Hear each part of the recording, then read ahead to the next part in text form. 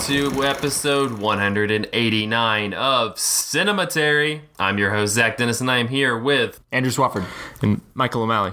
And in today's episode, we will be talking about movies we saw this week in part 1. And in part 2, we will be continuing our Tennessee Auteurs series with 2007's Death Proof.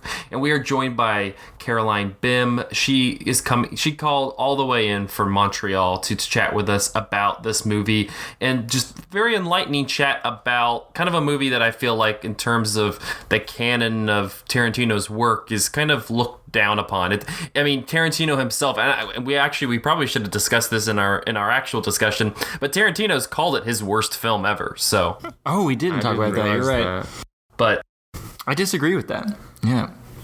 Yeah, it's no Django Unchained. It's interesting. But yeah, I said movies we saw this week, but actually this first part, Andrew, you and Michael attended the Big Ears Festival here in Knoxville, Tennessee. So I am curious to hear. You're gonna have a longer piece that comes out. But by the time this episode runs, it will have already came out. But not quite. There's gonna be two pieces. One is by Michael, just talking about the 3D festival, and that will be out the Wednesday before this episode drops. There will be another Big Ears piece that's a collaborative discussion, kind of like Lydia and Taylor's piece on the Bloomington Pride Festival. That'll be out, I think, the following Wednesday, so keep your eyes peeled for that. Gotcha. But I guess give us some of the highlights from the festival, some of the stuff that real quickly that really resonated with you that you really want to talk about here on the podcast. Yeah, we're just going to talk about 3 or 4 titles here, and we saw 15 or something. There's a lot. So there's a lot to unpack and discuss in that piece. So I want to direct you to cinematary.com to find both of those. One of the things that we will not talk about here that you will be able to find there is our continued thoughts on Jackass 3D. The ongoing saga. Which we got to experience with a crowd of people who are way more into it than we were. And in full stereoscopic 3D. That is correct.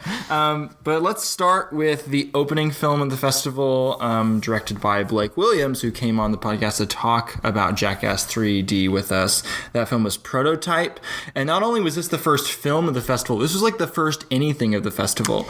There were no musical performances or installations or anything happening at the same time or before. So this is the inauguration of this year's Big Ears, and as a result, it was a very packed theater. Andrew and I had to sit in the front row, which was an interesting experience. Literally front and center. I think that was the most crammed I've seen a theater, or at least the furthest up I have had to be in a theater because it was sold out.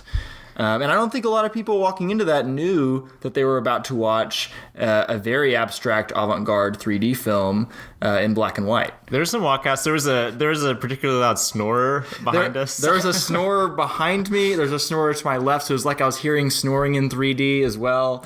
But I really liked this film. Yeah, it was good. It's non-narrative for sure, but you can trace an arc to it, like you talked about in our podcast a couple weeks back.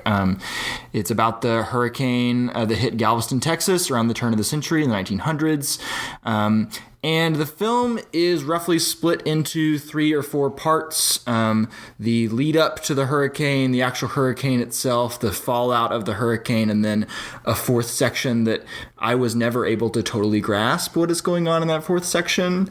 Right. And it should be worth mentioning that the sections Andrew is talking about are also a little bit tenuous connections as well. This is a very abstract film. You have to be looking for them, right? You're mostly, while watching Prototype, being shown very close-up images of things that are unclear as to what you're actually looking at. A lot of shapes that are made out of waves and shadows, rainwater and things like that. You're really abstracting that. One particular shot I remember being really taken with is it's a shot of the waves in the ocean that I think it's at night or is very dimly lit. Mm-hmm. So you can just kind of see these cascading white peaks.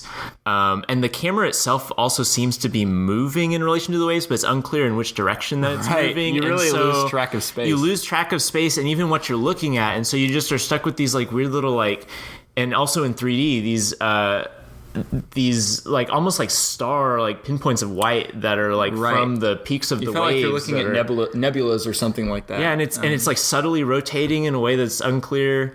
Made even stranger by Andrew and I sitting in the very front row and having to like look up at like a 70-degree angle. Our vantage point made it.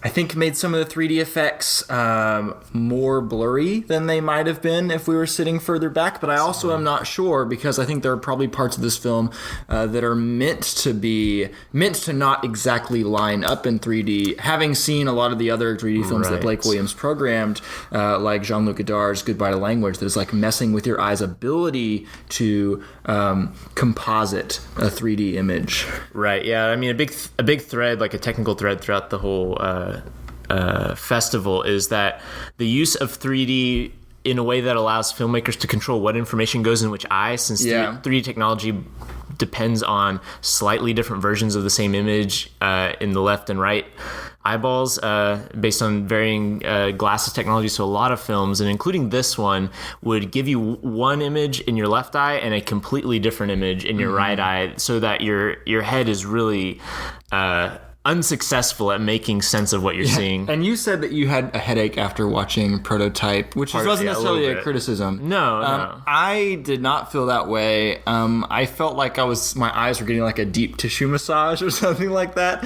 where I'm just seeing like all these very soft, vague shapes, and I'm kind of in this meditative state for 60-something minutes as like this opening incantation of the festival. I really enjoyed it, and I hope people get the chance to watch it. Yeah, if you can. Like one of the big things that I appreciate about Big Ears is that, like, I mean, this was particularly this year arranged in a way that the things that you would see would be very difficult to see otherwise. I mean, just to briefly mention, like, for instance, we had John Wilder's Polyester, which is not in 3D, but we were provided with Smell-O-Rama scratch and sniff cards. And, good luck finding those on your own at home. Right. And they were out of print for decades? I don't know. Possibly. But speaking of films that you can't see anywhere else other than Big Ears, especially not in 3D, maybe my favorite film of the festival is a movie by Ken Jacobs, as well as his partner Flo Jacobs, and some audio engineers, I think. A couple other people. Yeah, there's four credited directors. Right. Ken and Flo seem to be the primary ones, and then two other guys. And they don't have any other credits. So I'm going to credit this to Ken Jacobs. The film is called Ulysses in the Subway. It's also a 3D film, and the premise is very simple. Basically, Ken Jacobs seems to have taken an audio recording of him riding the subway from one end of New York City to the other end of New York City, and ending with him coming home into his apartment and saying hi to his wife. And the film is that audio track. You're not getting images that he has taken with a camera. Instead, I guess the sound engineers who are co-directors of the film have programmed some sort of algorithm to take the audio he's recorded and create a visualization of it out of the zeros and ones of that data. So what you're looking at is, a lot of times, you're a very stereotypical, like, waveform. We're looking at Audacity recording an audio file right now, and Ulysses in the Subway looks a lot like that, but you're also seeing it move in 3D, and you're watching the image be distorted and manipulated as the audio you're hearing becomes more chaotic, because you are in a subway station, you are on a train, you're hearing lots of like grinding noises, buskers playing music in various stations, and a lot of like unexpected loud noises that will just like break the sound open. And there are times where that standard audio waveform gets broken as well, where you're looking at a horizontal line, but every now and then the film will switch to a vertical line that felt like I was going into a black hole or something. I can compare it to nothing else but the Stargate sequence 2001. It's pretty breathtaking. It just like plunges you into this weird like Z-axis space of blackness. You could also maybe compare it to Stan Brackage's Black Ice, that really makes use of the Z-axis in like the depth that a film creates for you. And the movie is like 50 minutes or something like that. So maybe you don't feel like you could sit with a movie that is like just an ambient audio track for that long. But I found it intensely pleasurable to watch and completely lost track of time. Probably could have watched it for another 30 minutes or an hour. Also heightened by the fact that you and I at times were decided to watch it with the wrong kind of 3D glasses that made the experience even better. Yeah. For clarity, the fireworks glasses provided by Katy Perry during her Part of Me tour to enhance the concert. And well, for context, we did not go to a Katy Perry concert to get these glasses. No. They were provided to us as part of another 3D shorts program where we watched a short by Jody Mack called Let Your Light Shine, which is amazing, but it's a movie that you can't actually watch if you don't have the fireworks 3D glasses, because what they do is they turn all light sources into prisms.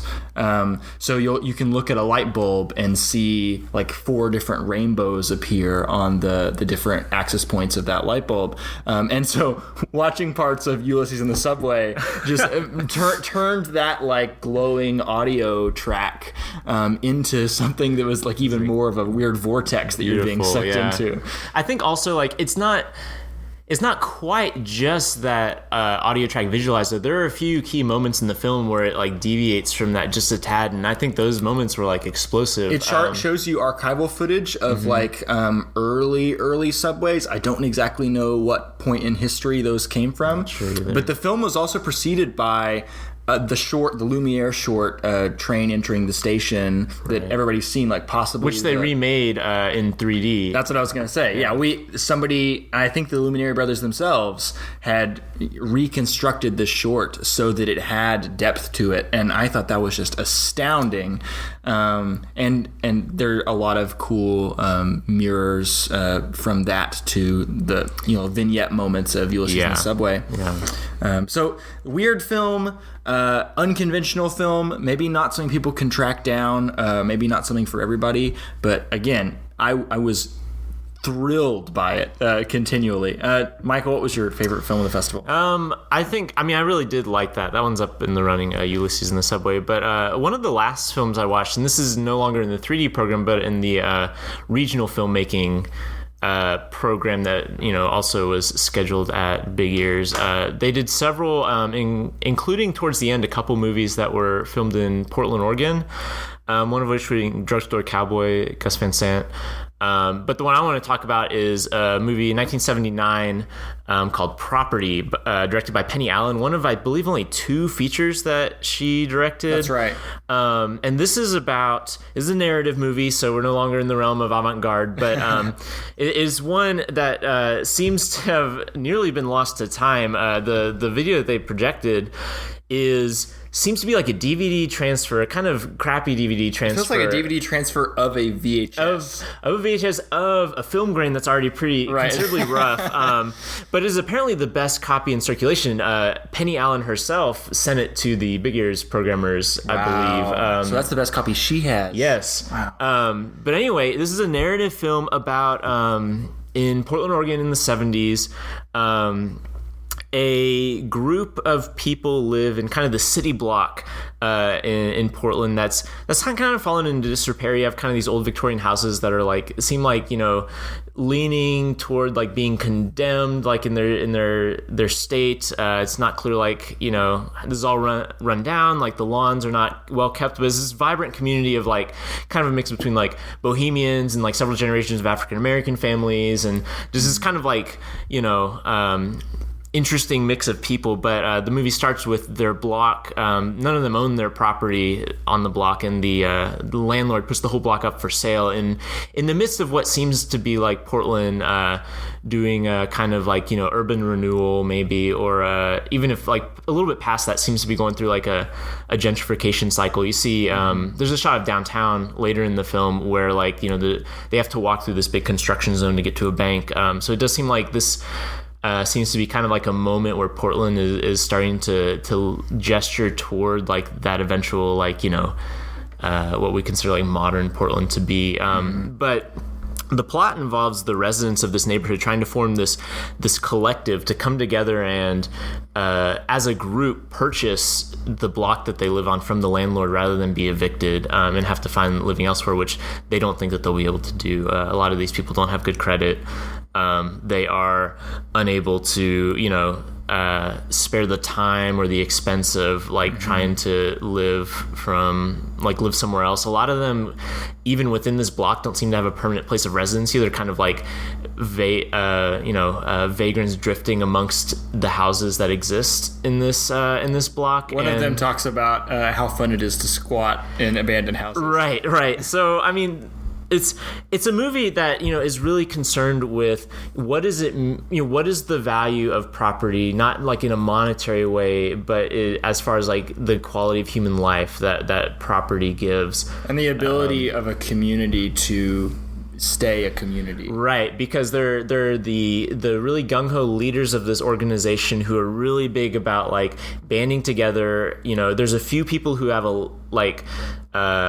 relative to the other people, a lot of money that they can put in stake in this financial venture, but there's a lot of people who like don't even have $500 to put up, but that's kind of what they have committed to put up to like try to buy this place. And it's just this cycle of them trying to do what they can and work through like an economy that they're not really interested in and are very skeptical of to begin with.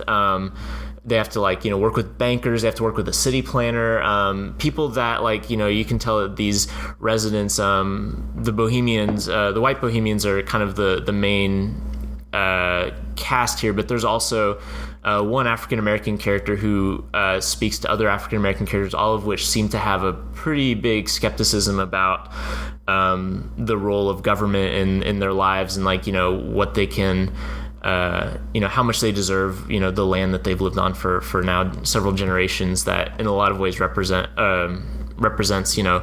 in general, like African Americans have been marginalized by city projects, in the 20th century. And I just thought it was just this fascinating picture of like Andrew said, like organizations and how human beings like organize or fail to organize and can or can't stay a community, and also like the different ways that like the city's interests or bank's interests are often at odds with the people that they're supposed to be serving. The movie has a really clear conflict, like maybe the most clear conflict of any film we saw in the festival, which is like first 5 minutes, dude's on a walk and he finds out his block is for sale by some, bank, real estate corporation, right? Faceless, so it remains faceless too. We never see who's behind this. Kind of like the political figure campaigning in Nashville or something like that, but even more distant, where this is just a community of people who have to deal with the fact that the land that they now live on is for sale, with from no consent of theirs,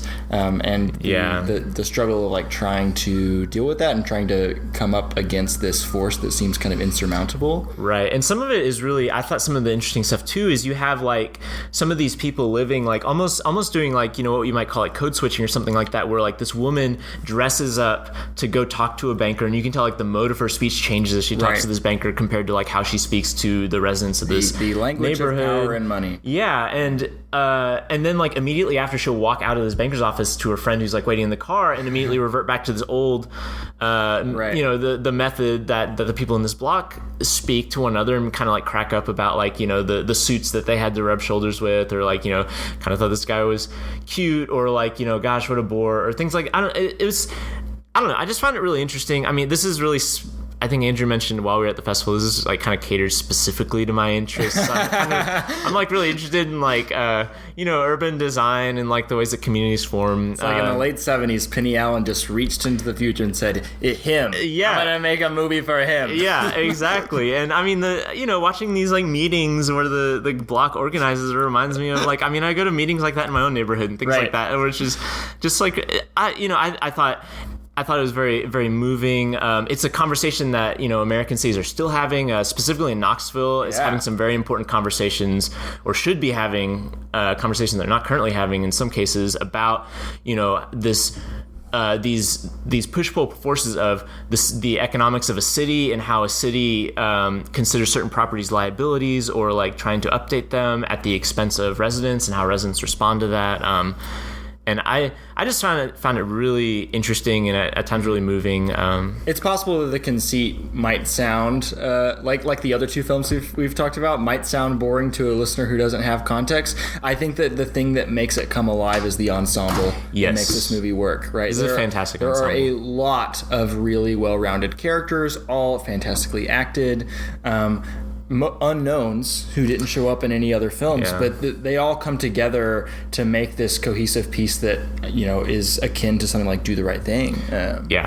So yeah, definitely. Do we have time to do one more, Zach, or should we wrap it up there and go on to Death Proof? Yeah, you got one more. Okay, so let's talk about Goodbye to Language by Jean-Luc Godard. This is a film that I was very excited when it got announced on the festival lineup, but also discouraged because I hadn't seen hardly any Jean-Luc Godard movies. But this is something that has a huge reputation for being this really groundbreaking work of like modern digital cinema and 3D cinema, and like this work of an auteur who is so pivotably important in like the 60s and the way that the movie world changed in that era. And this is seen as one of his like final statements probably, and it just looks really visually spectacular. So I was excited about this movie, but I knew I needed to do my homework before I watched it. Both of us did. I had only seen Breathless. So I reached out to Nathan and Darren on Twitter.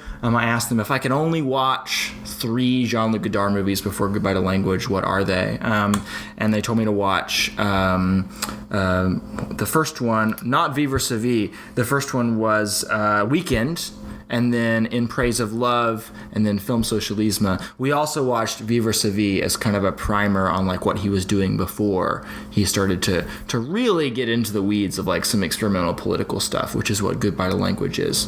And we watched this together as like a project to gear up for big ears. We had varying degrees of enjoyment of those movies. I think we both agree that Weekend is the strongest of them. It's a very good movie. I like Weekend.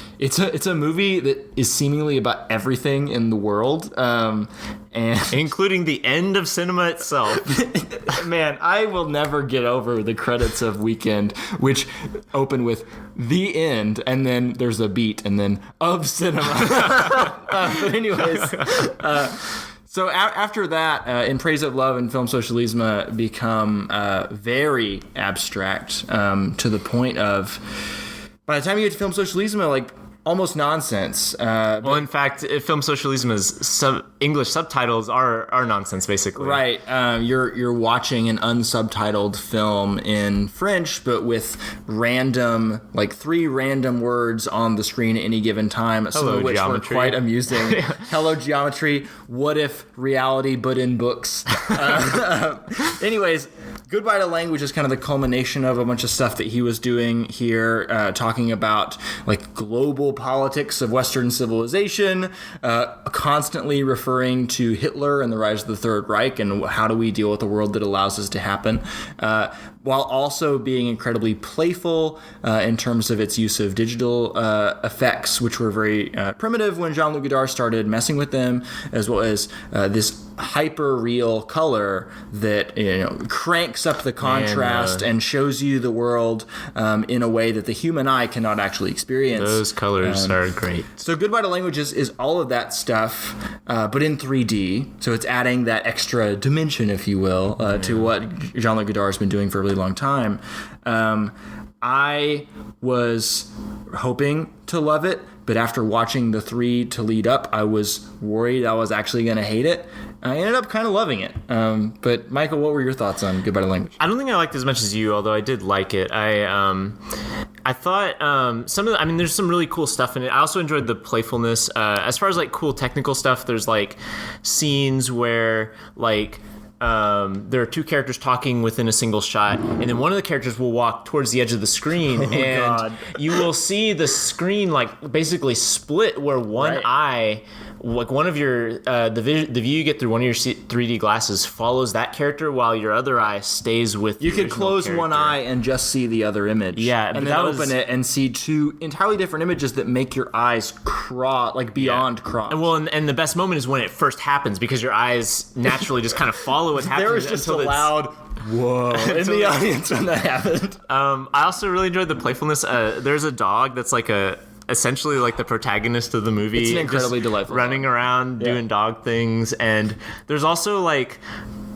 And I mean, this, we did mention Jackass earlier. There's not one but two scenes of a dude pooping, And very loud fart effects that are probably not. yeah, and real. like stuff that's like, it's just nice to see that pop up in a Godard film, especially after something like Film Socialismo, which is like, maybe like too self-serious, but then like you also get like. Besides the dog, the kind of core relationship is this man and I guess his significant other, a woman, and so they have these dialogues throughout the movie, and like when the guy's pooping, the woman's like trying to talk to him about something very serious, and she's like, "I'm trying to talk to you about this, but all you're talking about is poop," and I, in a way, that's like really. It's kind of funny and strange that that's in the movie, but you also kind of get weirdly invested in this couple as well. Right. There's an emotional connection you get. Despite having very little cohesion to what the circumstances of the relationship actually are. Yeah. The Jean-Luc Godard, the three films that we watched leading up to this, maybe not counting Weekend, give you a lot of snippets of conversations that don't necessarily offer enough context for you to see the unified whole.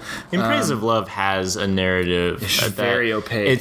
Andrew and I looked it up later on, and we missed a lot. But this, Goodbye to Language, it seems, is entirely avoiding giving you any sort of linear storyline or a storyline at all, but it does have characters and it does have emotions, and you get these little snapshots of their life, almost in a way that like Terrence Malick uses montage to like give you little moments in a character's childhood or something to give you a sense of what it is like rather than to actually show you or demonstrate what it's like. And my overall takeaway of the film is that, like you said, the dog is the protagonist, and we are seeing the world of humans through the eyes of a dog, and therefore it often doesn't make any sense. And it felt to me like Jean-Luc Godard was like offering the perspective of the animal as like this helpful alternative to the just shallow destructiveness of human civilization that he's been cataloging for all of these films that we watched before. So it's like this almost Henry David Thoreau-esque return to nature where he's like presenting human bodies naked almost all of the time.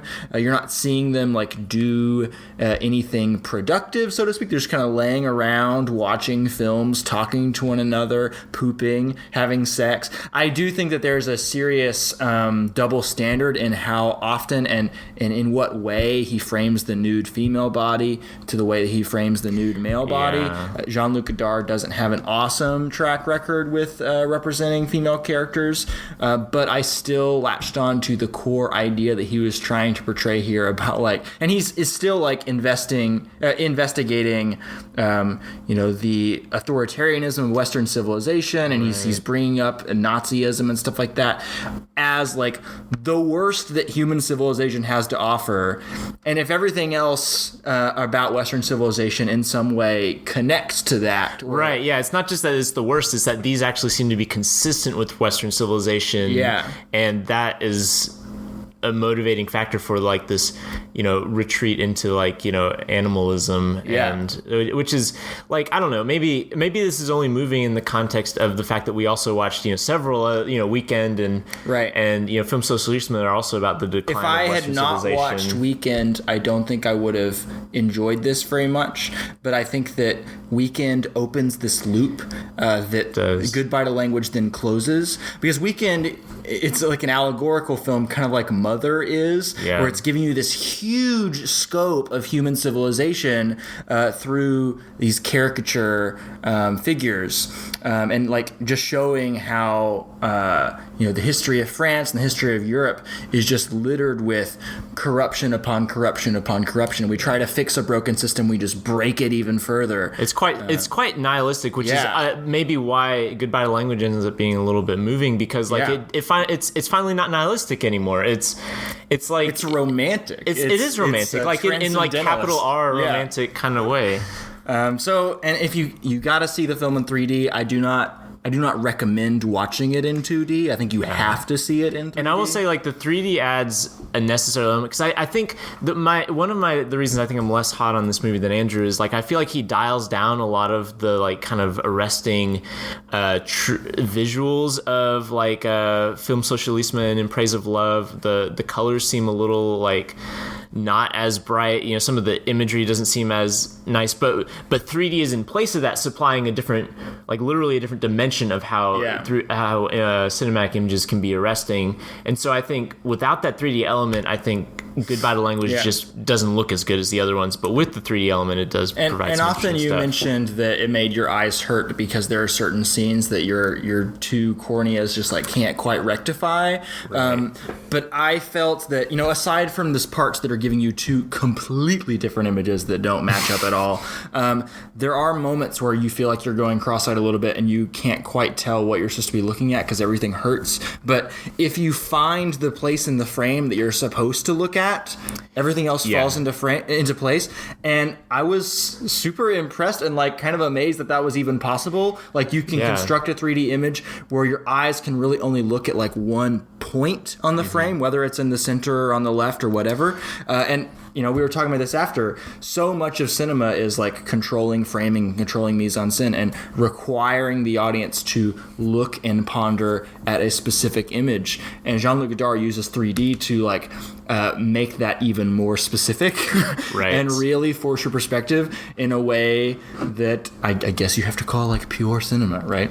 Yeah, and I mean, I think, like, throughout the Big Ears Festival, like, that was one of the things that was really interesting to me, was the way that, like, 3D, like, really heightens, like, this idea of, like, foreground and background. And, like, you know, in a traditional movie, you have kind of, like, this soft blur that you can, like, kind of look at and tell what's going on, but 3D can completely obscure what's in the background because it's completely, like, images that are in complete contrast with one another that only make sense if you're looking at whatever the foregrounded object is. Right. And Godard uses that to a very heightened effect. Michael has lots of thoughts on 3D that you can read on the 3D piece that should already be up on Cinematary as you are listening to this, unless Michael totally drops the ball. And then who knows what future Michael will do. And then, of course, we'll be back the week after with a longer piece about all the fields of the festival, including expanded thoughts about these four. Hold on, guys. You went a little over, but it's fine. All right. Sorry. I asked if you wanted us to go for one more. That's my fault. It's okay. I'm sorry. You're correct. All right, we're going to take a short break. We'll be back with Caroline Bem talking about Death Proof. Hello, Cinematary listeners. This is Andrew Swafford with an important message during this break in the show. Cinematary would like you to know that we do not want your money, and we don't want to place ads in the show at this time. That's not why we do this. We do it because we enjoy each other's company and because we want to bring you our pure, unadulterated opinions on the world of cinema. However, there are a few things you can do to help out the show that we would greatly appreciate.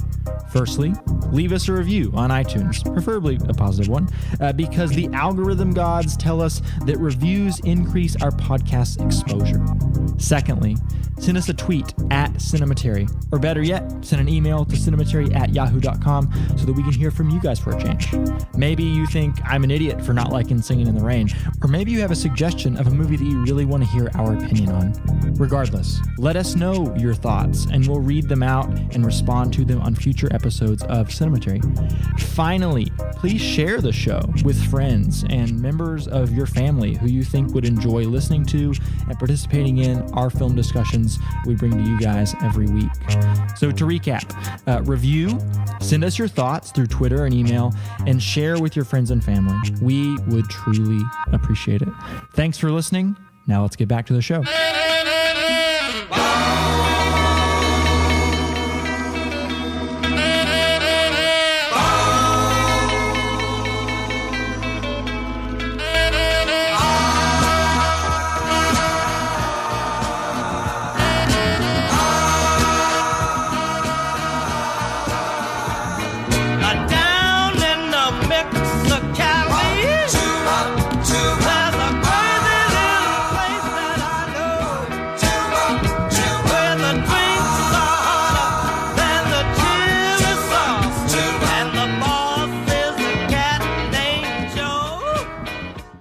we are back with part 2 of episode 189 of Cinematary. In this part, we will be continuing our Tennessee Auteurs series with 2007's Death Proof. But also joining us for this portion, Miss Caroline Bem is coming to us all the way from, and now correct me if I'm wrong, are you in Montreal? Yes, I am.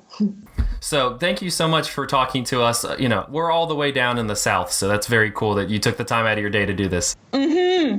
Yeah. So I guess just real quickly, let me just run through kind of a background on Death Proof. This is again, it came out in 2007, and it was part of this 2 double-billed grindhouse film that Quentin Tarantino did with Robert Rodriguez, and Robert Rodriguez did a film called Planet Terror, and then after that, Death Proof played.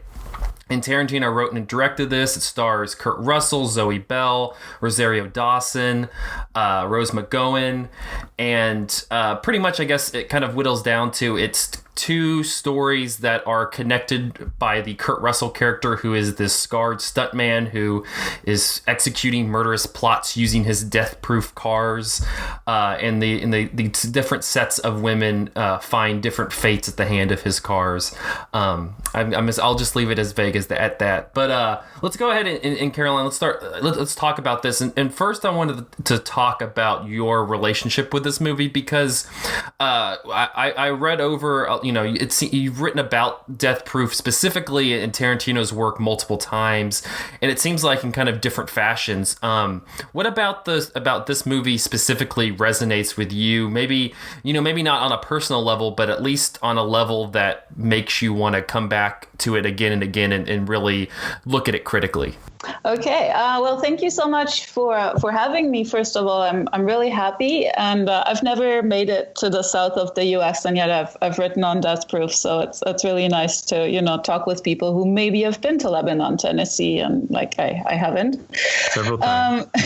Right. And then thank you for asking this question, because it is I was thinking that from the outside my CV might look a little monomaniacal, where it's sort of like Death Proof and this and Death Proof and that. So the way that I got into it was I had missed the film on its release, so I actually never got to see it in theaters in its original grindhouse setup. I got to see it on its own, late one night, off a sort of pirated DVD, in my And I was like, holy shit, this is, I always liked Tarantino, but I was just so fascinated with the simplicity of the structure. It was so different from something like Pulp Fiction, where you kind of have to go back and reconstruct the story. I was also fascinated with the temporality of it. Was it set in the present day? Was it set in some weird sort of funky retro pastiche past?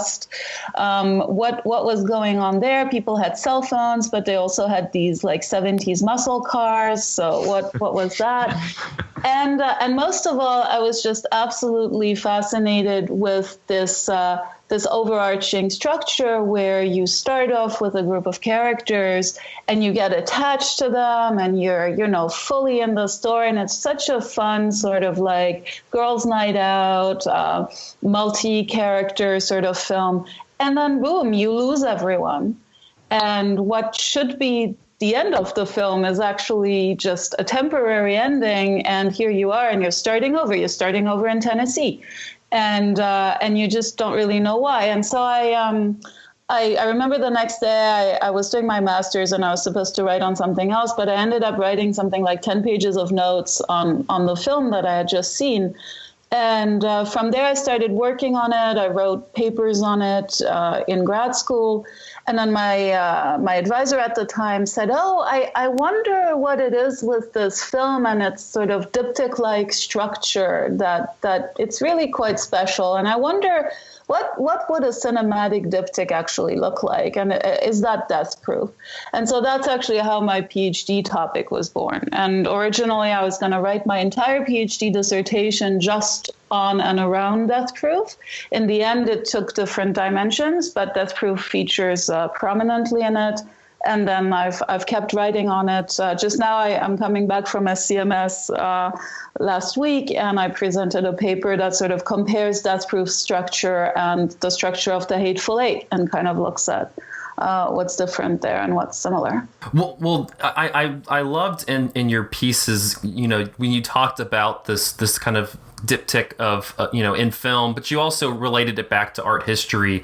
So, I guess, how is Death Proof and kind of to a larger extent Grindhouse, because like I mentioned before, you have these two movies. How does it work under this definition? I guess, can you elaborate on that and give the listeners a little bit of an idea of what that means and what you were kind of going for with defining the films like that? Absolutely, yeah. So what I found when I started to think about was this film a diptych was that I actually didn't know that much about the diptych. And the diptych, like the term diptych gets thrown around quite a bit.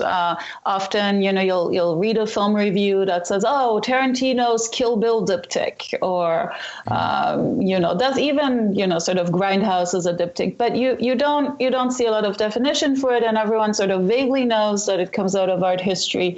But it's not super clear what that actually is. And so at its most basic, what it is a piece of work, a painting, originally even writing tablets or ivory tablets that were carved, and they're held together by a hinging mechanism.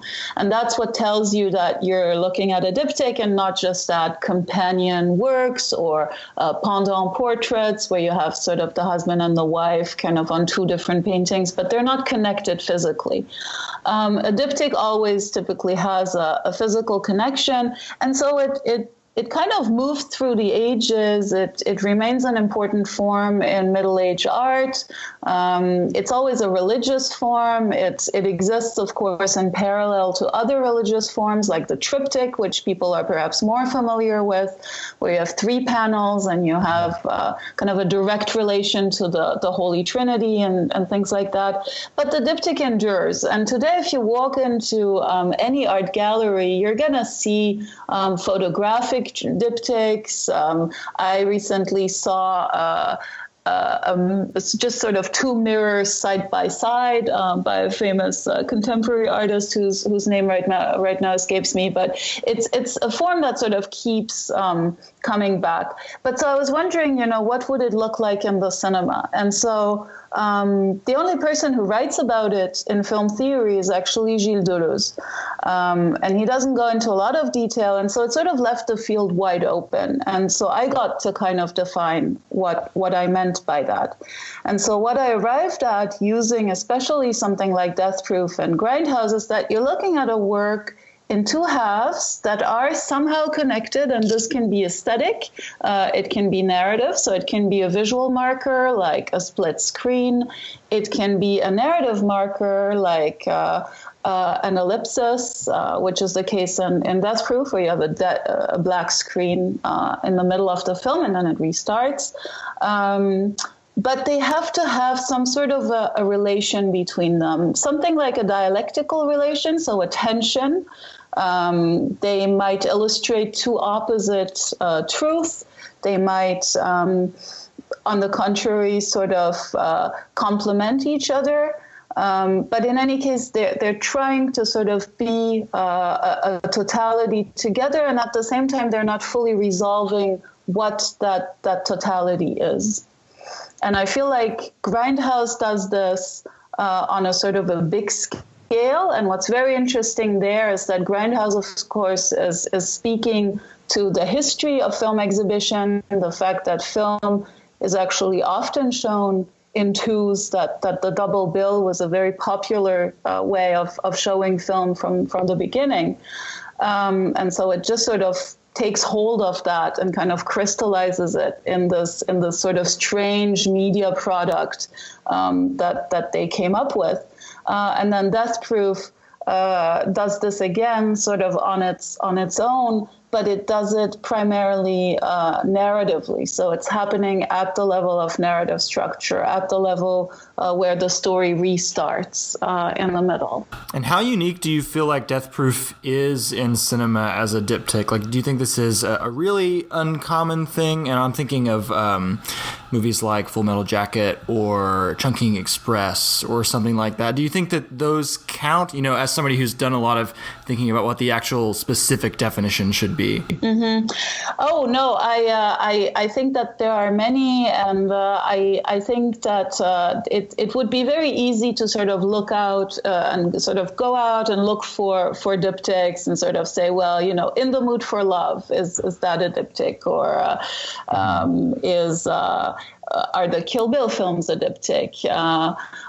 Any sort of film whose narrative restarts in the middle. So, of course, the original film whose narrative is split in two would be Hitchcock's Psycho. Where that is really a first sort of prominent case of a narrative film where you think you're following and you're becoming invested in a primary plot line, and then that character dies and you're sort of left hanging, and you sort of move over to an adjacent but new plot line with new central characters. The thing, I think that's really a thing of perspective. So one could, of course, say, let's go and look at all these films that are diptychs and see how they're diptychs in different ways. And in part, I do that. Like, I'm preparing a book that's going to come out of my PhD, and for sure I'm going to be looking at some of that. But what I was more interested in was what can you get out? What can you get at in an individual film when you decide to read it through this very, very old structure? And does it reveal anything about the film that perhaps has not been fully seen this way before? And then in turn, if you kind of turn that film back onto the structure, does it tell you anything about this form, the diptych? So I'm kind of, so far in my work on this, I've been more interested in kind of seeing how a film can help theorize a form and how a form can help dig deeper in a film. And I feel like for that, Death Proof it's perhaps not unique, but it's certainly unique in its simplicity, right? And quite special, sort of in its balance. The break is really in the middle. The balance is really quite symmetrical. There's really very little else going on but this primary plot line that's being repeated with a different outcome. And there is no third sort of element, because often when you have a film like this, I'm thinking of something like Groundhog Day or Sliding Doors or all these films where the story sort of repeats. You get more repeats, and you're looking at seriality more than just repetition by twos. Right. And I feel like that's a very different thing. It's important, or I guess interesting that you bring up, using this old form to tell a new kind of story, because I definitely think that's something that Tarantino is obsessed with. Like, not only using the diptych form, but bringing back old 70s aesthetics and tropes from old movies and references to old movies just constantly. So do you feel like this is... of a piece with what he's trying to do as an auteur in general? So that's a question that I've been, as I've worked on Death Proof and looked at it from all these different angles, because I've looked at it in terms of a genre movie. So I've looked at how Death Proof and Grindhouse as a whole takes up in a different way Tarantino and Rodriguez's original project of From Dusk Till Dawn, where you already have a film that's split into, you start off with a sort of a road movie, slasher, psychopath film, and then halfway through you're in a completely different film. You've also lost some of the characters, and now you're in a contagion zombie horror movie. And I feel like that's something they've been interested in for a while. So I looked at it from a perspective of genre. How does Death Proof play with that, or how does it play into that paired with Planet Terror? I've looked at Death Proof from a material perspective. How does it think of itself as a filmic object? How is it relating to films from the past, and how where is it situated exactly historically, and what is it trying to do? And finally, I've also looked at it partially, at least from the perspective of how it's mostly been analyzed, which is as a sort of an updated rape revenge film with most people agree on this, sort of a very feminist message. And so out of all this, of course, I've also kind of looked back on the rest of Tarantino's work, and I've also seen him evolve. And there's a few observations there. So one is that it seems like Tarantino's very invested in two-ness somehow. So first of all, like aside from The Hateful Eight, you're not going to find a Tarantino film with a title that has more than 2 words in it. Kill Bill, Jackie Brown, Pulp Fiction, and so on, Reservoir Dogs. So clearly, there's also already something's going on. Then you do have someone who repeatedly comes back to this project on his own or with his friend Robert Rodriguez of, hey, let's really sort of recreate a double bill. Let's find a way to sort of recreate the experience of what a double bill is through a film. And so they do it with From Dusk Till Dawn, and then they do it again with Kill Bill, or Tarantino does it alone with Kill Bill. And then they do it again with Grindhouse. And it's all these different approaches, but clearly coming back to an obsession with sort of pairings and juxtaposition of genres and so on. And then finally, what is Tarantino doing in his sort of pre-retirement? Well, he acquired an old theater in Hollywood, right? And what is he doing there? He's projecting films from his own collection. And how is he projecting them? As double bills.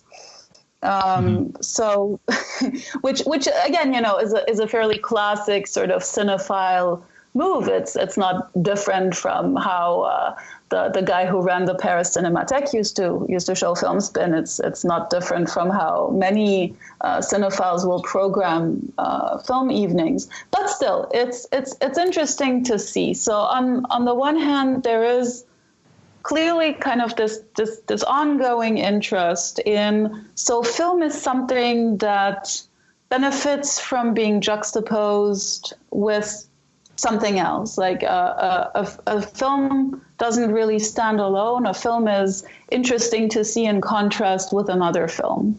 Right. And of course, he tells stories of having grown up watching videotapes taped off of Channel Z, which was this old station in LA, and the tapes often were missing one half, so he only got to see one film of the double bill that somebody had taped off of this channel that ran nightly double bills for cinephiles. So again, there's also an interest similar to what art historians have with, well, is this a diptych? Okay, but it's so old and it's missing a part, and we don't actually know like how it was actually supposed to be, and was it perhaps even part of a triptych? But again, so this notion that films can be seen in relation to each other. And then, of course, there's Tarantino's, you mentioned it, sort of his cinephilic fundamental sort of stance, where he's constantly kind of nourished and repurposing and having influence that flow back into his work. But there's also something else that's beginning to happen more and more in his later films, which is an interest in history. Yeah. When you look at Inglourious Bastards, you look at Django Unchained, you're looking at films that are doing with revenge what his previous cycle was doing for women in relation to revenge on a sort of the personal as political level, like that could sort of be Beatrix Kiddo's motto.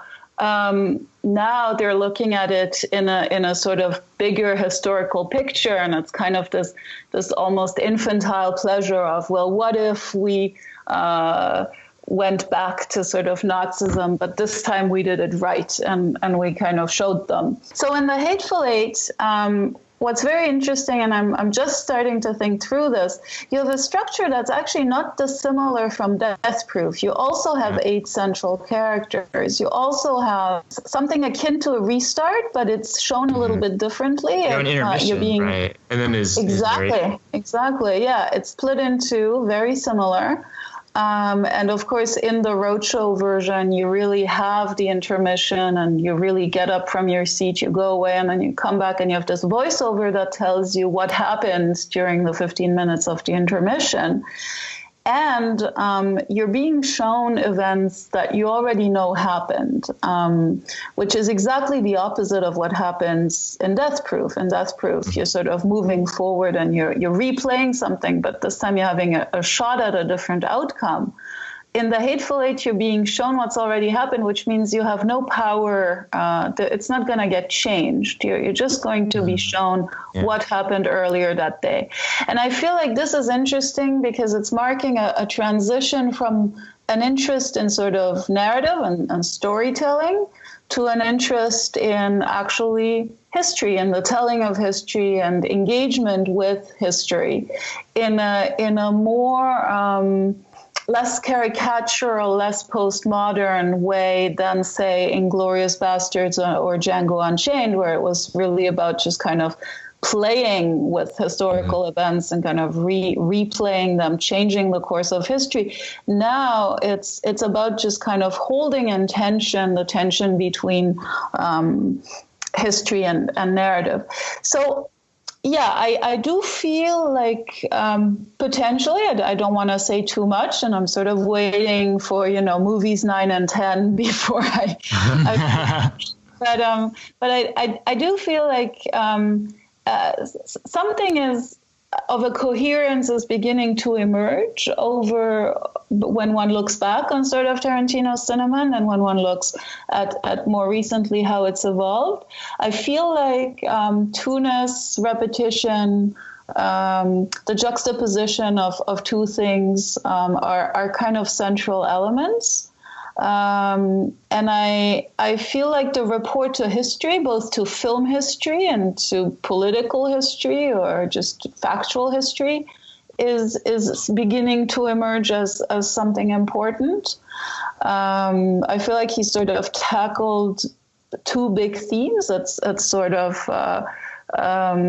feminism, kind of in a vague, large, broad way, but it's sort of there. And then sort of Black American history.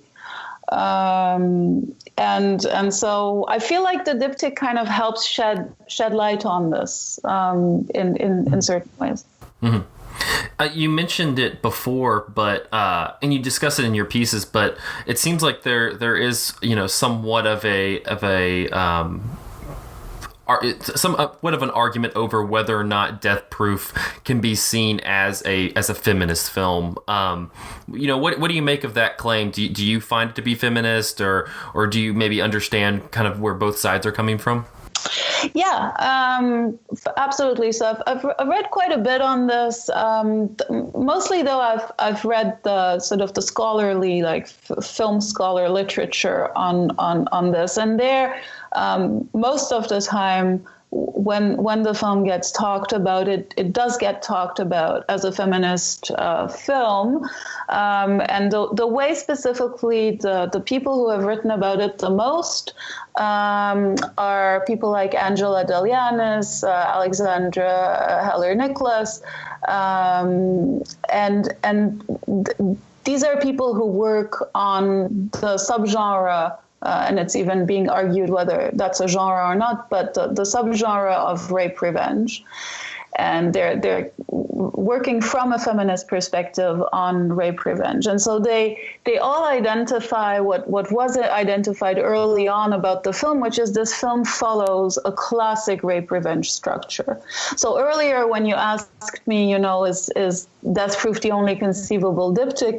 One answer would be all rape revenge films by definition are diptychs too. Because what is a rape revenge film? It's a film that has two halves. In the first half, someone gets assaulted, perhaps killed, perhaps not. In the second half, that same person or someone on their behalf comes and chases down systematically the attacker or the attackers. And it's often an eye for an eye kind of revenge, what is called lex talionis, the sort of retribution kind of in-kind revenge. And so Death Proof obviously has most of these elements, if not all. One point of discussion that's gotten taken up a lot is when the second group of women kill Stuntman Mike, are they killing Stuntman Mike because they're avenging themselves only because he was after them and they're pissed off? Or are they killing him because they're also, narratively speaking at least, they're also avenging the women of the first group? Mm-hmm. And that's actually a finer point. So if most people agree that the film is feminist, there's some sort of discussion on a finer level, which is, how is it feminist exactly? So some people will make the argument that it's a fabulously positive sort of film because what it shows is kind of community, like feminist community, fighting for each other, a greater sort of social structure. And that works because the second women aren't just avenging themselves, they're also doing this on behalf of the first group. There is one sort of dissonant voice in this, which is it's an article that comes out of France, actually, and it's written by someone called Maxime Servule, and he argues that actually Death Proof it's trying to be feminist, but it's actually a critique of feminism because the second women don't have any knowledge of the first group, and so this sort of community isn't possible, and it's actually a sort of an individualistic film, and it's about the breakdown of feminism and about the breakdown of community and feminist structures. So whatever the case may be, I do think that globally speaking, the film can certainly be read this way. But as I show in my piece, that is also not the only way it can be read. I can really buy the theory that the women in the second part are avenging the women of the first section unbeknownst to themselves. Like Tarantino is asking us to look at the film metafictionally in the way that he's always asking us to look at his films metafictionally. There is one detail of that reading that I can't quite square, though, and it's what happens to Mary Elizabeth Winstead's cheerleader actress character. Like, she gets left by this supposedly solidarity group of women who are avenging rapists, but it's very possible that she is going to be raped, and the film never returns to her. How do you reckon with that moment? Yes, that's a really interesting point, and it's been brought up to me before. And so one explanation, one explanation is very simple, and it's that there seems to be something of a sort of a cartoon logic that's happening in that particular instance. If you remember, as she's left alone and the others drive off and the would-be rapist comes towards her, she just says gulp in that sort of very cartoonish way. And so it almost in some ways looks like a sort of a mini bubble within something bigger. We're also being told that she plays in a cheerleader movie, which is potentially a porn movie, and so there's like this. It's almost like a mini vignette. This whole scene at the car dealers, and so one wonders whether one is actually fully in the same narrative realm as everything else. But at the same time, of course, one is, and she was with the other girls, and she is being abandoned. So the question remains. I have an explanation for it that's a bit lengthy to explain, so I'll make it short. But basically, if you're looking at revenge and sort of the mechanics of revenge, and I went into reading people like Martha Nussbaum and other people who kind of offer histories of revenge, and especially sort of that eye for an eye kind of very archaic kind of avenging mechanism. What one has is a looking for absolute sort of symmetry and equality. So a first argument, or the first part of the explanation would be that it's about, Death Proof is a kind of a numbers game, and it is about numbers. And so by removing her from the car, you're reducing the amount of women in the car. So if you remember, stuntman Mike in the first half of the film kills 5 women. He kills 4 women in the other car, and then 1 woman, Rose McGowan, who was already in the car with him. And so if one wants to have fun, one can sort of do a little arithmetics of women and cars and how many people are where when. And then start to ask oneself, so does it matter that in the first half, 5 women are killed, and in the second half, only 3 women are in the car as he's being killed? And what's up with that, since we're in a very symmetrical film otherwise? And then one observes that, this character has gone missing before, has been abandoned. And then furthering this, one could sort of start to wonder whether, in a way, she's not a kind of a premonitory sort of pawn. So as the women will ultimately kill stuntman Mike, he hasn't actually done anything to them, and no one has really. He's chased them, he's been scary, but he hasn't actually done anything to them. And neither has the would-be rapist, and we don't know. But it's almost as if giving up this character to a would-be rapist creates a sort of an original debt that is accrued, and that then must be somehow... If you see what I mean. It's I'm not entirely clear on the mechanism of this, but it's a possible explanation that if in a certain archaic logic of revenge, in the sort of tallying of lives and roles, she's being sort of held up as a sort of a pawn. That character, the car salesman, by the way, I guess is the only character in the movie who's actually a Tennessean, considering all of the girls in the second part are coming in from other places. One of them from Australia, and then Kurt Russell, of course, is from Texas. We do have the gas station clerk, who is presumably a Tennessean as well. Gas station clerk. Who sells he says like the 2 Italian words. Vogue. That's right. That's right. So I guess we have 2 representations of Tennesseans. We have Italian Vogue readers who work in gas stations, and we have potential rapists who sell vintage cars. If I can kind of flip, like maybe take us in a slightly different direction. One of the things you talk about in your work is like how he kind of tries to, successfully or not, like evoke like the grindhouse aesthetic, and like I'm interested in also like, because you mentioned earlier like what kind of time period is he trying to evoke. Also the Tennessee setting itself is interesting in what he's trying to evoke. He's actually filming it in Texas. He's filming it in Texas, and in fact he very prominently features like an oil rig at one point, which Tarantino himself like has been to Tennessee many times, and of course he would know that that's like you wouldn't show that if you're trying to show Tennessee. And this doesn't look like Lebanon at all.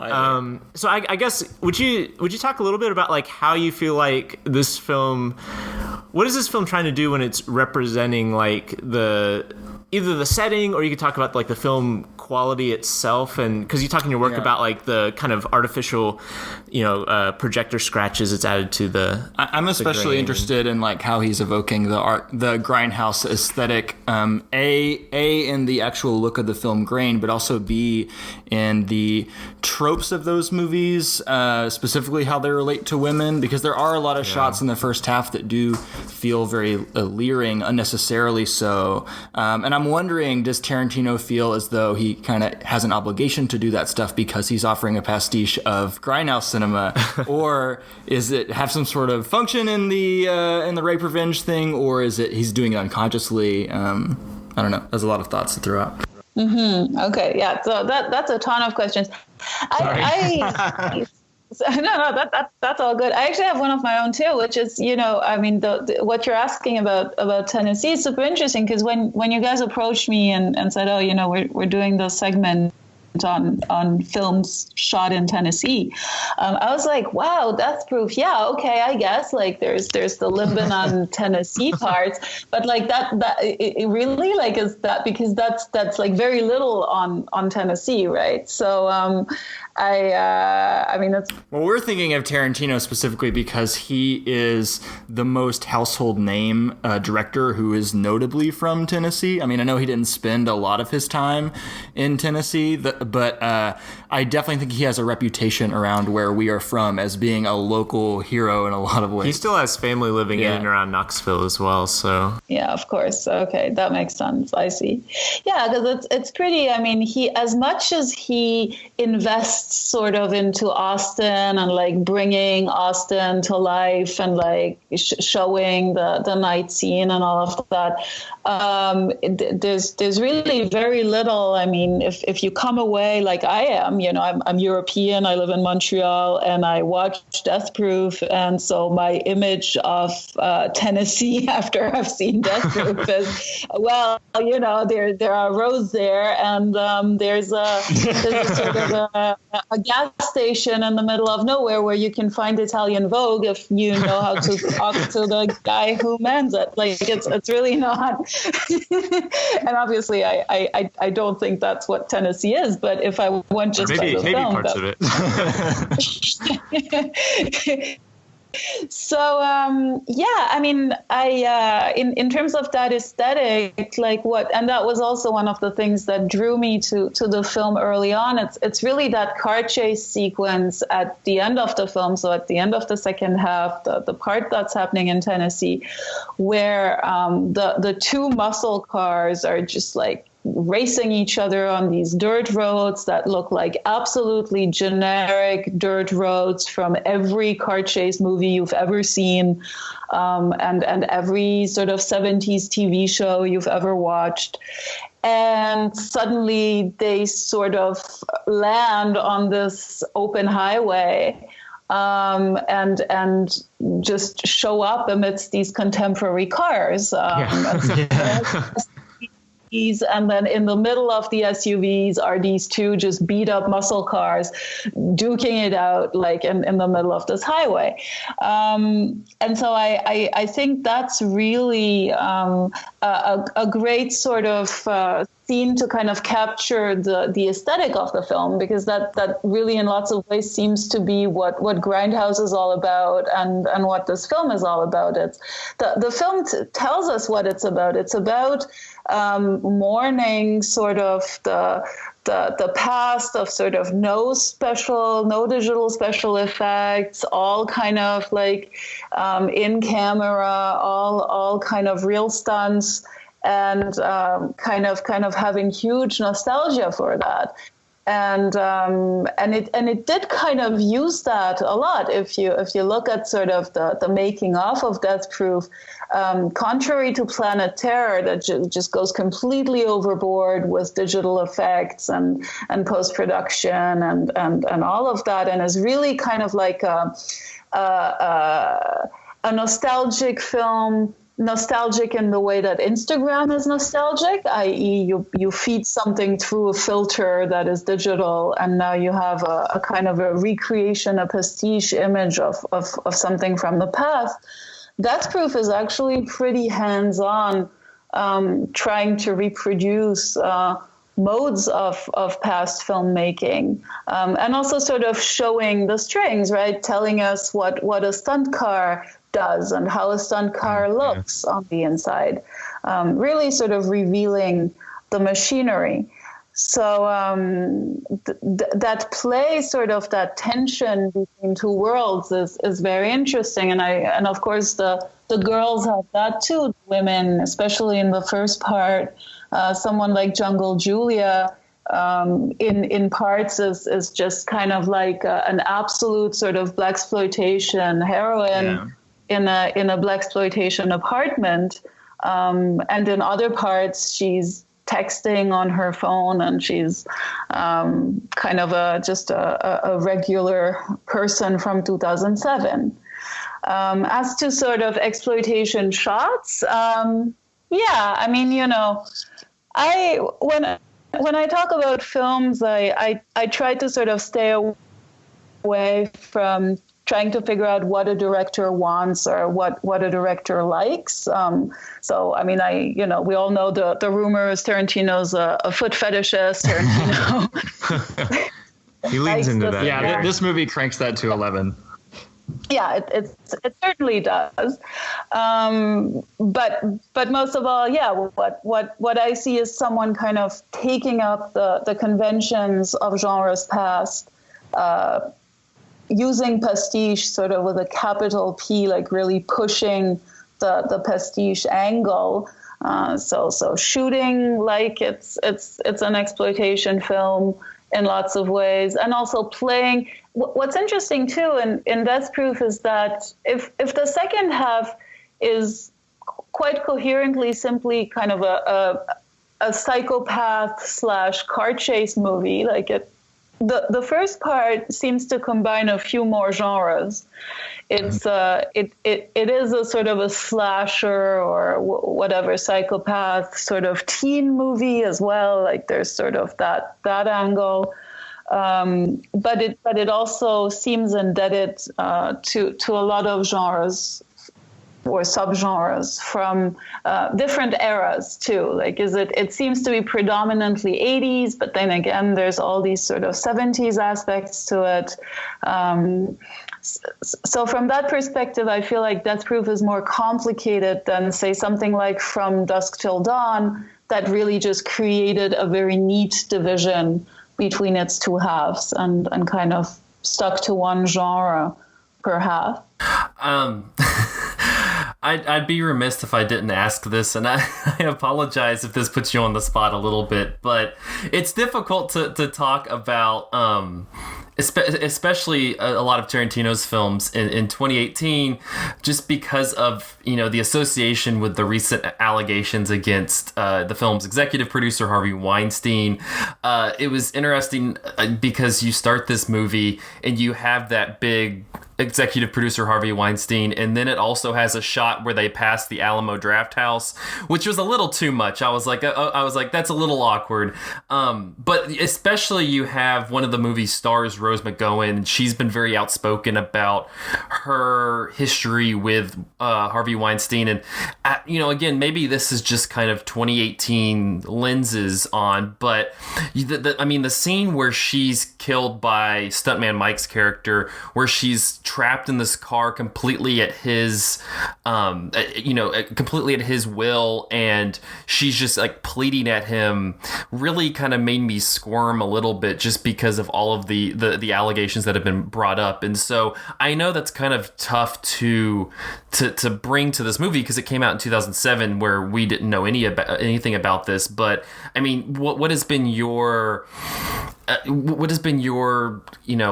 take on looking at this movie, you know, with all of this information coming out, especially in the past year? And Zach, if I could add on to that question really quickly, another thing to mention is that Uma Thurman's story about her treatment in stunt work on the set of Kill Bill, and this movie coming right after Kill Bill and involving like stunt work as murder, all of it just feels like this big tangled mess of all the things that we are now experiencing in 2018, but really happened back when this movie came out. And so, seconding Zach's question, just like, what are your feelings watching it now? Yeah. So that for sure is, it's of course kind of put a very different spin on this film. And I think you've outlined it really well. There's sort of a very eerie kind of premonitory and also kind of symbolic weight now that sort of rests on this film, like you described, with the credit sequence and so on, and of course that scene. I mean, those are really, really tricky, complicated questions, because it's how do you keep kind of looking at films like this? And this, of course, is something that anyone working on films produced by the Weinstein Company to some extent is going to be asking. But in this case, it's particularly strong because, of course, Tarantino was so central to the Weinstein Company, and he was so close to the Weinsteins. And of course, he's had his own kind of coming out in relation to what surfaced, and it's more or less satisfactory. And of course, it keeps unraveling because now, of course, with Uma Thurman's thing about the car and all of that, so it's immensely complicated. I think it just adds layers of complexity and fascination to sort of working on this film as an object. It simply adds sort of to its multi-layeredness, to this question that keeps kind of traversing it, which is it's an immensely violent film. It's immensely violent against women. The Hateful Eight is an immensely violent film against women. What does one make of these films? And how, I never want to be as reductive as to say, what is the message here? I don't think it's that simple, but it's at the same time, it's, there is this plurality of sort of ways of looking at the film. So in my paper where I see the film as a diptych and Grindhouse more globally as a diptych, I talk about two sort of conflicting but also complementary readings of Death Proof, whereby one has the sort of the lens on the women as avengers, as powerful sort of agents who are able to take revenge into their own hands, to turn the tables and to avenge themselves. The other reading has Stuntman Mike kind of as the central character, who has crafted this scenario all along, and who's actually sort of a giant masochist who kind of scripted this, and who wants to be made to suffer, who perhaps even wants to get killed at the end. And there are elements in the film that speak to that. During the second half, he congratulates the women. He tells them, this is fun. This is what I want. And that is a very complex reading, because in the end, does it mean, do the women actually have agency, or are they simply pawns in this sort of masochistic game? That's why I think the figure of the diptych is so useful to read the film, because what the diptych allows is to have these two readings, these two contradictory readings, and kind of hold them up in parallel, and not have to say, well, it's one over the other. The diptych allows you to say, well, it seems like it's both. It seems like it's both at the same time. It seems like it's an object of complexity, and that includes moral complexity. So when it comes to that sort of internal history in sort of the biography of this film, of its making, that simply adds layers to it. What was going on with Rose McGowan at the time when this was being filmed? How do we look at an object like this now, today, when we know this? Of course, it's never going to be with the same innocence. You won't be able to watch those giant Weinstein credits roll without feelings about them, feelings that you didn't have before. So, the Uma Thurman thing too is very interesting, because it's cars are such a central element to both Kill Bill and Death Proof, and there too there's such an eerie aspect to thinking that on a private level, on a behind sort of the scenes level, things were also dangerous, also brutal. Any questions, Andrew and Michael, before we kind of wrap up? I'm good. Michael, you have anything? No, I think this has been a great conversation. Absolutely. Yeah. Caroline, thank you so much for talking with us. Thank you so much. This was great fun. Thank you very much. The last thing I do want to ask, though, before we close, just because this seems to be something that you have to deal with Tarantino, how much do you buy into the whole retirement spiel that he seems to? Because honestly, I don't really believe it, but at the same time, he's very adamant about it. Do you feel like he's going to retire after the 10 films? I'm gonna say I believe him, because he's been saying that for a long time, and I do think he's someone he's very invested in form. That's why I like his films.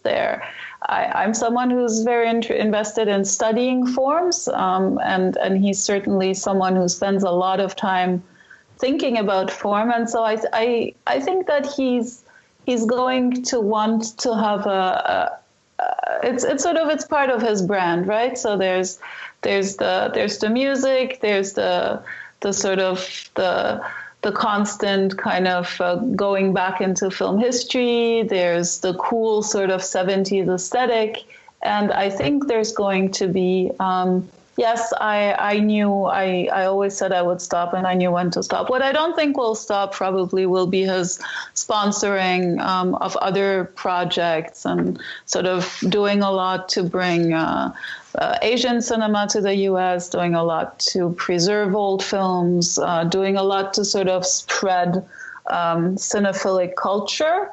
I also think that he kind of plays a game with us a little bit when he tells us, oh, here's my new film, coming out. And if you guys want to understand this film, here's a list of 100 movies that you should watch. I mean, that's kind of, the best excuse to sort of turn people into cinephiles, to give people homework.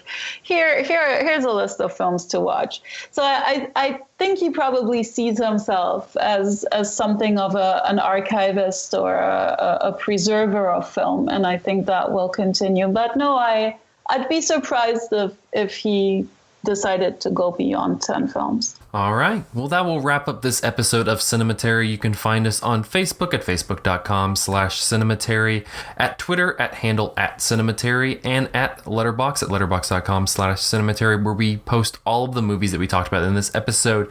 Next week, we will be continuing our Tennessee Auteurs series.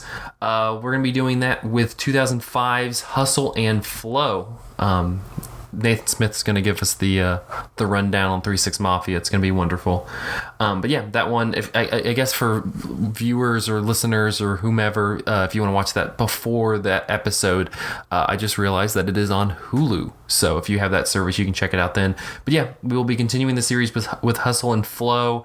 I hope, this was an enlightening conversation, and that we're going to be hopefully gaining some more listeners. I know we've been really trying to get the word out about this series, and hopefully more people are finding this podcast, and we are so happy that you did. And hopefully you'll take what Andrew mentioned in the break about rating and reviewing the podcast to heart, because it really is helpful. It takes all of two minutes to do, and it really, really, really helps us out. But yeah, until next week, thank you guys for listening. We'll see you then.